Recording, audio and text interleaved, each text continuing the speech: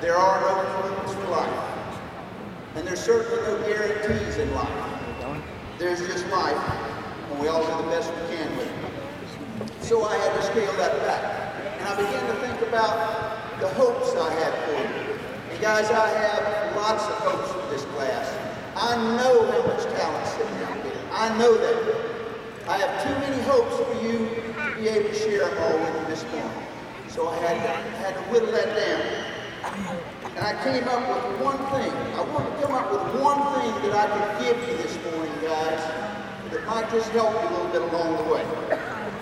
And what I came up with is not something I can give you, but it's there for all of you to take, if you will. The wish that I have for you this morning, the hope that I have for you, is that you will all have the courage to dream. Let me say that again to you. I hope that as you live your lives, you will all have the courage to dream. Eleanor Roosevelt said, "The future belongs to those who believe in the beauty of their dreams." And I believe that, guys. I believe that dreams have power. It seems to me that the people who are happiest in this world, the people who live life the most passionately, the people who bring the greatest good to this world, are people who dare to dream. Now, I know that sounds a little trite to some of you. I know it sounds a little simple, a little too easy. But the truth is, guys, having the courage to dream and to pursue your dreams is not easy at all. For one thing, our dreams are not always real apparent to us. They don't just jump out at us. I remember when I was 16, 17, 18 years old, I didn't have any particular dreams. I was too preoccupied with playing football and basketball, playing in this little rock band I was a part of. To tell you the truth, I was pretty much preoccupied with anything that I thought would make me more popular with girls. That's kind of where my head was back then. Got married a few years later, and my wife didn't share that dream, so I didn't get too far with it.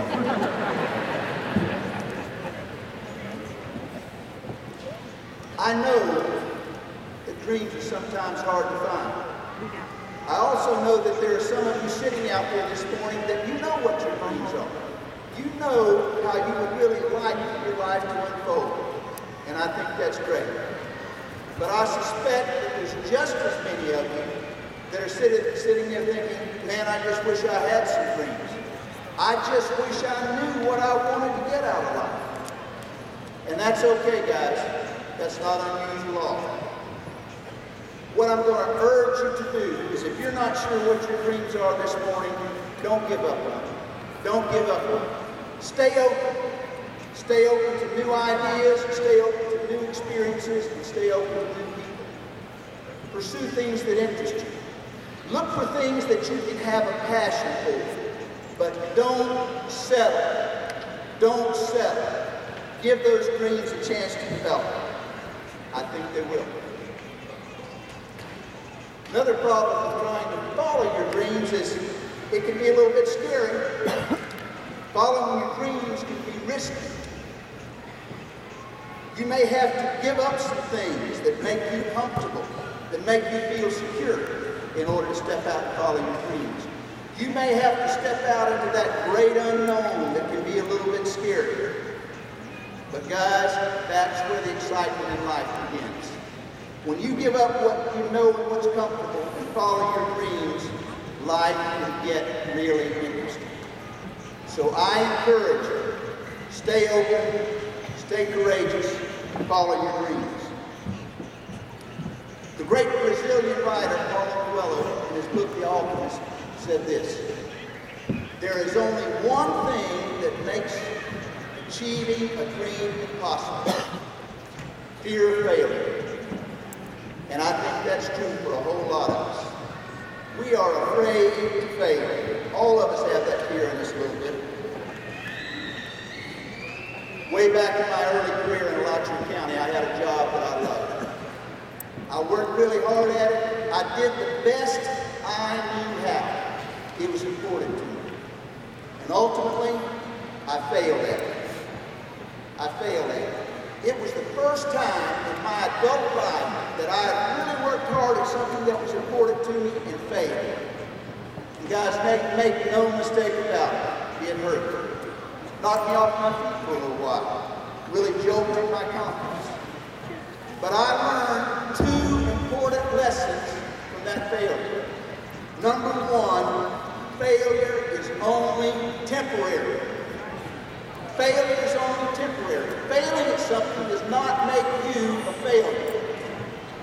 The best example I know of someone who overcame failure was Abraham Lincoln. In his early adult life, Lincoln had two businesses, both failed. He tried to get into law school, couldn't get in. When he first ran for public office, he lost. In fact, guys, Abraham Lincoln ran for office 11 times and only won 3 of those elections. One of the early elections he won was to the U.S. Congress. And he served a 2-year term, by all accounts did a good job, and when he ran for re-election, he lost. In 1856, he sought the vice presidential nomination for the Republican Party. He lost. In 1858, he ran for the United States Senate. Lost. In 1860, he was elected president of the United States and went on to become one of our truly revered presidents. Abraham Lincoln understood that failure is only temporary. The second great lesson I learned is that failure can be a great teacher if you allow it to be. Once I got over the pain and embarrassment of failing at something that was important to me, I was able to step back and analyze that failure, pull it apart, figure out what I had done wrong, what I needed to do better. And guys, I learned some lessons that helped me a great deal later on in my career and in my life. So don't be afraid of failure, because failure is only temporary, and failure can be a great teacher if you allow it to be. From early in my teenage years, one of my personal heroes was, and still is, Dr. Martin Luther King.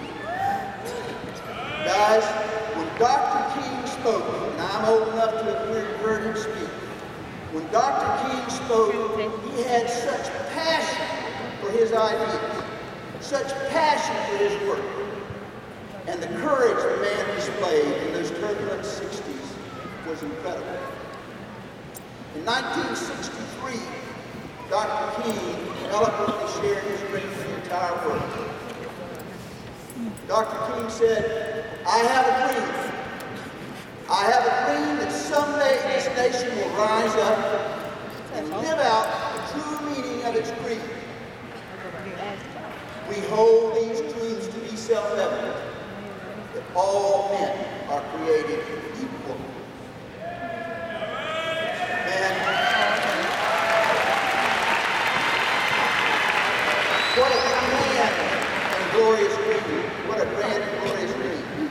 And you know, I suspect Dr. King knew that he would never live long enough to see that dream come true. But it didn't stop him from pursuing it. And guys, history is filled with people who dared to pursue great dreams. Most of them were just normal people like you and I. David McCullough, in his book 1776, describes the very first year of the American Revolutionary War. If you haven't read that book, you need to read it. Every American ought to read that book. Because what you find out is that it was impossible for us to win that war. The odds of us winning that war against us were just incredible. We had a ragtag army composed of a bunch of farmers, shopkeepers, clerks, tradesmen. They had no equipment, they had no training, they had no money. The officers that led them were no better trained than they were. We shouldn't have won that war, guys. We shouldn't have won. In fact, if they had listened to logic, if they had listened to common sense, if they had looked at the odds, that band over there would have been playing Hail Britannia instead of Star Spangled Banner this morning. Because they never would have fought that war. But they had a dream of of something better. And make no mistake, guys, those early Americans, men and women in 1776, dreamed the United States of America into existence. They dreamed it and they willed it. And we won a war we never should have won. I told you a little bit earlier that when I was your age, I had no dreams, and that's true. And I drifted through college, and I drifted through a couple of early jobs. But in my mid-20s, I began to develop a dream. And my dream was to become a college professor. And you know what? I know that's a pretty humble dream compared to Dr. King's. But it was my dream. And with a lot of help and support from my wife, Kathy, I decided to pursue it. So I quit a very good and secure job that I had. That was a little scary because I also had a one-year-old son at the time. And I went back to graduate school, and that was scary too, because it seemed to me at the time that all the other graduate students were smarter than I was, they were certainly more confident than I was, and I thought they were probably better prepared. Nevertheless, there I was, a 28-year-old graduate student pursuing my dream of becoming a college professor. But a funny thing happened during my 3 years of graduate school, guys. I learned that in a great university like this one, college professors don't do a lot of teaching, and that's what I love. I love the teaching part of it. College professors spend most of their time working on research, discussing really complex issues with their colleagues, and I guess thinking deep thoughts. I discovered something else even more important. Working on research, discussing really complex issues, thinking deep thoughts, absolutely bored me to tears, guys. It was killing me. It was killing me. And don't get me wrong, I have great respect for college professors. Some of them helped me out a great deal along the way. But I learned it wasn't for me. And so there I was, a 30-year-old graduate student, about to finish his PhD and wondering what I was going to do. About that same time, a job came open on the district staff here at the Alachua County School Board. It was in my area, so I applied for it, and I got it. Moved my family to Gainesville, and I worked as a supervisor and director on the district staff for 7 years. And during that 7 years, surprisingly enough, I found out my passion was back in the schools. That's where I really wanted to be. So I became a principal, and I was a principal for 23 years.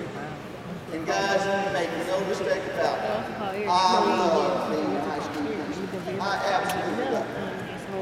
I can honestly tell you that during the 10 years I was principal at Gainesville High School, there was not one day where I woke up and thought, man, I wish I didn't have to go to work today. Man, I wish I could just stay home. Not one day. I love being a high school principal. But that's something you need to know about following your dreams. Things don't always work out like you planned. My plan didn't work out the way I was expecting it to. But guys, if you have the courage to pursue your dreams, you'll find out that they often don't take you where you thought you were going to go. But they very often take you somewhere where you're very happy to be. Follow your dreams. I think the great educator and clergyman, Benjamin May, said it best. He summed it up this way, guys. He said, the tragedy of life does not lie in failing to reach your goals. The tragedy of life lies in having no goals to reach. It is not a calamity to die with dreams unfulfilled, but it is a calamity not to dream. I don't know what your dreams are this morning, guys. They may have nothing to do with career. It may be about home and family or something entirely different. Your dreams may be great and glorious dreams like those of Dr. King, or your dreams may be much more modest like mine. But it really doesn't matter so long as they're your dreams. If you have the courage to follow your dreams, if you can push aside your doubts, if you can step out into that great unknown, if you do not fear failure and follow your dreams, I truly believe you will have a meaningful, fulfilling, and purposeful life. place better than you found it. I'd like to close.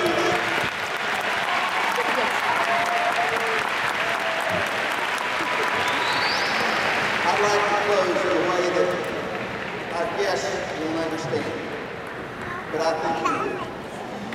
So guys, one last time, guys, have a great afternoon. Please be careful. Remember to buckle up your seatbelt. If you're walking, please be careful in these busy streets. Cross only at the crosswalks. And have a great life. Thank you.